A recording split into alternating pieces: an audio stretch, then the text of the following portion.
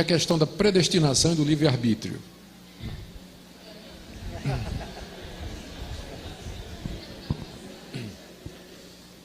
Deixa eu ver como é que eu respondo isso aqui. Eu vou tentar dar uma resposta breve para uma questão extremamente complicada e que já vem sendo debatida há 2000 anos na igreja, né? Sem que haja assim consenso entre todo mundo. Eu vou dizer qual é a dificuldade. A dificuldade toda é que você encontra na Bíblia duas coleções de versículos que parecem uma contradizer a outra. Então, por um lado, você tem uma longa lista de versículos que dizem que Deus é soberano, que Deus determinou tudo o que existe, que Deus predestinou aqueles que Ele quis para a salvação, que Ele escolheu quem Ele quis que vai ser salvo, que quem Deus não escolheu, esse não vai ser salvo de maneira nenhuma, só os eleitos entrarão no reino de Deus. Você tem dezenas de versículos, eu posso dar a lista para vocês que falam disso aí. Só que a mesma Bíblia tem também uma coleção de versículos que parece atribuir ao homem o livre-arbítrio, do tipo assim: quem se arrepender e crer será salvo, tornai-vos para mim, e eu tornarei para vós outro, aquele que perseverar até o fim, esse será salvo. Vinde a mim todos vós que estáis cansados e oprimidos, eu vos aliviarei. Eis que estou à porta e bato, se alguém ouvir a minha voz e abrir, entrarei e cearei. Aí você fica doido, porque por um lado você tem a Bíblia dizendo, falando da predestinação, claramente, você pode dizer que você não entende a predestinação, mas dizer que ela não é bíblica, você está errado. Porque a Bíblia fala da predestinação e da eleição do começo ao fim. E não é pré-conhecimento, não. Não é que Deus anteviu. Não tem nada a ver. Essa é uma tentativa de escapar da força dessas passagens. Deus elegeu quem Ele quis de acordo com o bom prazer da sua vontade. Efésios 1, Romanos 8, Romanos 9, Romanos 11, 1 Tessalonicenses 2, a lista é enorme de versículos que dizem isso. Então, por um lado, você tem um Deus que diz assim: não cai um passarinho no chão se não for a vontade de Deus, né? Não é isso que Jesus disse? Para o passarinho cair no chão tem que ser a vontade de Deus. Imagina a salvação do pecador, né?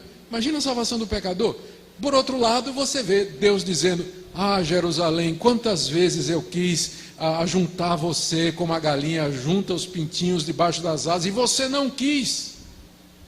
Você ouve Estevão dizendo: homens de dura cerviz, vós resistis ao Espírito Santo. Então como é que isso encaixa? A gente tenta combinar a soberania de Deus com o livre-arbítrio. E a resposta é impossível. Você não tem como. Isso é aquilo que nós chamamos em teologia de antinômio. Antinômio é quando você tem duas verdades que parecem se contradizer uma à outra. Deixa eu dar exemplo de mais dois antinômios na Bíblia. A doutrina da Trindade. Você vai encontrar um monte de versículos que dizem assim: só tem um Deus. Só tem um Deus. Ele é o único Deus verdadeiro. Ouve, ó Israel, o Senhor nosso Deus é o único Senhor. Aí você encontra um monte de versículos que diz que tem um ser chamado Pai, que é Deus, um outro chamado Filho, que é Deus, e outro que é o Espírito Santo, que também é Deus. Aí você fica: mas peraí, é um Deus só, mas tem três pessoas que aparecem na Bíblia chamadas de Deus. Como é que eu combino essas duas coisas? Não combina. É o que a gente chama de um mistério. É revelado. Você tem que aceitar que há um só Deus que subsiste em três pessoas. Não é um Deus de três cabeças, não são três deuses, não é um Deus que se manifesta de três formas diferentes. São três pessoas distintas que são um único e verdadeiro Deus. Ou seja, na matemática de Deus, 1 mais 1 mais 1 igual a 1. Na nossa, 1 mais 1 mais 1 igual a 3. Na de Deus, 1 mais 1 mais 1 igual a 1. Outro antinômio. A Bíblia fala de Jesus, tem várias passagens que se referem a Jesus Cristo como sendo o verdadeiro homem. Ele chorou, ele sentiu raiva, ele se entristeceu, ele cansava, ele comia, ele dormia, e ele sofreu e ele morreu. Tem uma lista de outras passagens que diz que Jesus é Deus, que ele já existia antes de vir ao mundo, que ele e o Pai são um, que ele é o Filho de Deus, que ele é eterno, que ele é onisciente e ele é onipotente. Agora me responda, se ele é Deus, quem é que morreu na cruz? Que Deus não morre. Resposta, não sei. As duas naturezas de Jesus é mais um outro mistério que a Bíblia revela e que a gente não consegue compreender. Não é que é uma contradição, é acima da nossa lógica. É acima, porque nós estamos falando de Deus, que é um ser totalmente outro. Ele é totalmente outro. Então, nós não temos como entender determinadas coisas. Então, a doutrina da predestinação e da responsabilidade humana se encaixa na mesma categoria. Deus é absolutamente soberano, só vai para o céu quem Deus escolheu e chamou. Pode ter certeza disso, é isso que a Bíblia diz. Por outro lado, você é responsável por sua decisão. Se você vai para o inferno, é porque você disse não, é porque você não quis. E se você for para o céu, é porque Deus chamou você. Todo crente de joelho, ele é um calvinista. Porque quando ele está de joelho, como é que ele ora? Ele ora assim, ó Deus, eu te agradeço. Você ora assim, ó Deus, eu... Não, desculpa. Você está de joelho dizendo assim, eu me agradeço porque eu tomei a decisão. Vou para o céu porque eu tomei o livre-arbítrio da forma correta. Eu me agradeço. É assim que você faz quando está de joelho? Não, não. Como é que você agradece? Deus, eu te agradeço porque se o Senhor não tivesse tocado o meu coração, se o Senhor não me tivesse dado a oportunidade... Então, todo mundo de joelho é um calvinista. Agora, quando ele se levanta, o que é que ele faz? Chega para o vizinho e diz, se converta, não é isso que ele faz, né? Se converta, se arrependa dos seus pecados. Então, todo calvinista de pé é um arminiano. Agora, veja só, deixa eu contar uma ilustração aqui que talvez ajude mais essa questão. Imagine aqui uma rua, tá? Você tem uma rua aqui, uma calçada, e tem uma porta bem grande, escrito em cima assim, vinde a mim todos vós que estáis cansados e oprimidos, eu vos aliviarei. Aí a multidão está passando, muita gente para, olha a placa, vê o convite, uns, olha assim, vai embora, não está interessado.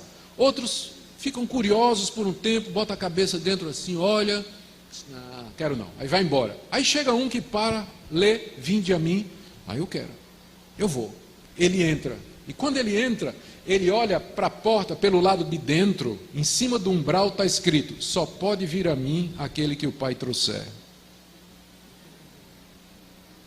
Não é? Antes de entrar, vinde a mim. Você diz, eu vou. Quando você entra, você olha para trás e diz, eu só vim porque Deus me trouxe. As duas coisas combinam.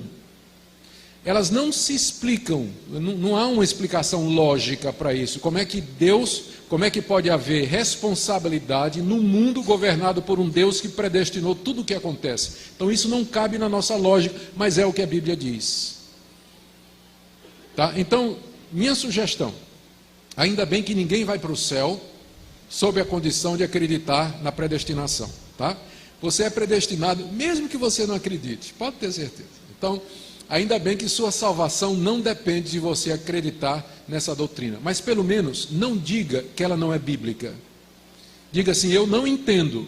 Eu sei que a Bíblia fala disso, eu não compreendo, mas eu não posso dizer que é bíblica, porque é bíblica, está na Escritura Sagrada. A gente só não sabe direito como resolver.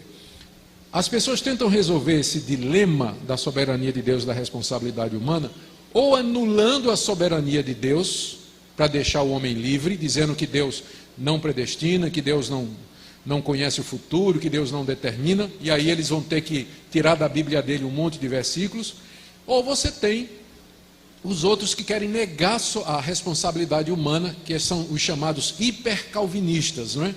Que dizem que não adianta nem evangelizar, nem precisa evangelizar, porque os eleitos virão de qualquer maneira.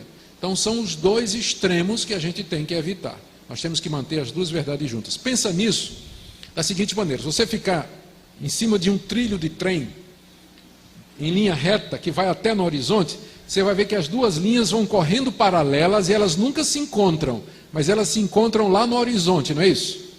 Então a soberania de Deus e a responsabilidade humana são as duas linhas desse trem, elas correm paralelas na Bíblia e se vão encontrar na eternidade, lá a gente vai compreender, Por enquanto, elas estão correndo lado a lado. Não se contradiz, estão correndo lado a lado, mas a gente não sabe como é que elas se relacionam.